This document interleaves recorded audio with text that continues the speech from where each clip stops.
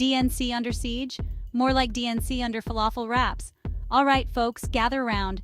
The Democratic National Convention is coming to town, and it seems like everyone's got an invitation, including a very passionate group of pro-Palestinian activists.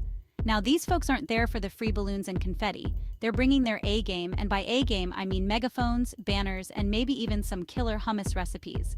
The DNC is usually about as exciting as watching paint dry, but this year, things are about to get spicy. The pro-Palestinian contingent is here to make sure their voices are heard, and they've chosen the biggest political stage in America to do it. Talk about making an entrance. Now, some might say it's bad timing. The Democrats are trying to keep their eyes on the prize, winning the election. But these activists are like, hold up, we need to talk about Palestine, and they're not taking busy for an answer. Honestly, I haven't seen this much drama at a political convention since the last political convention. But hey, at least this time it comes with a side of baba ganoush. Okay, so we know the pro-Palestinian activists are making a scene at the DNC. But what's the endgame here? What are they hoping to achieve? Well, my friends, they've got a whole laundry list of demands. Top of the list, they want the Democratic Party to take a much tougher stance on Israel. We're talking less best buddies forever and more tough love kind of situation. They're also demanding an immediate ceasefire in Gaza. And let's be real, who doesn't love a good ceasefire? It's like a timeout, but for countries that like to lob explosives at each other. But wait, there's more. They want the US to stop sending weapons to Israel. I guess they figure less firepower might equal fewer fireworks. Makes sense to me. Now let's talk numbers, people. The organizers of this protest aren't messing around. They're expecting tens of thousands of people to show up. That's enough to make a rock concert jealous. And it's not just one group either.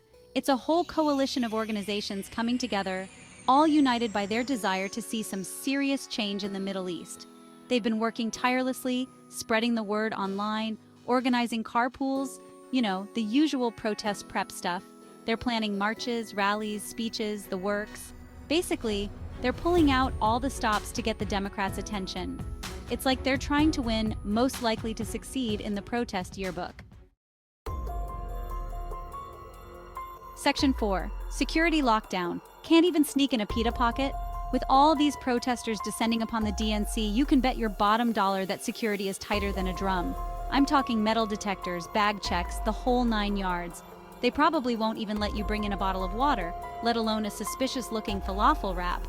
The police are on high alert, ready to pounce at the first sign of trouble. They've even set up a special designated protest zone, complete with a stage and everything. I guess they figured, if you can't beat them, give them a microphone. But let's be real. Protests and politics are a volatile mix. Things could get heated. Let's just hope everyone remembers to keep it peaceful. Nobody wants to see a repeat of the great hummus riot of '24. Section 5. Will the DNC cave to the pressure? Spoiler, they ordered extra hummus. So the big question is, will these protests actually make a difference? Will the Democrats actually listen to these activists and change their tune on Israel? Well, it's hard to say. The Democrats are in a tough spot. On the one hand, they don't want to alienate their pro-Israel base.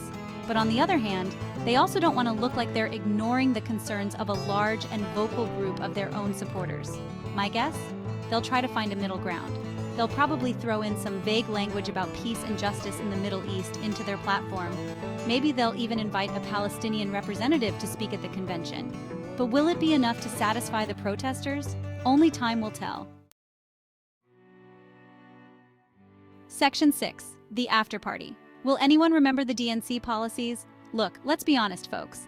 The odds of these protests fundamentally changing the Democratic Party's stance on Israel are about as high as me winning a Grammy for my rendition of Kumbaya. But hey, that's not to say these protests don't matter. They might not change the world overnight, but they're keeping the issue of Palestine in the spotlight. And in politics, sometimes just being heard is a victory in itself. Plus, after a long day of protesting, everyone can unwind with some delicious Middle Eastern food. And who knows, maybe over a shared plate of hummus, some understanding and common ground can be found? Okay, maybe that's a bit too optimistic even for me. But hey, a guy can dream, can't he?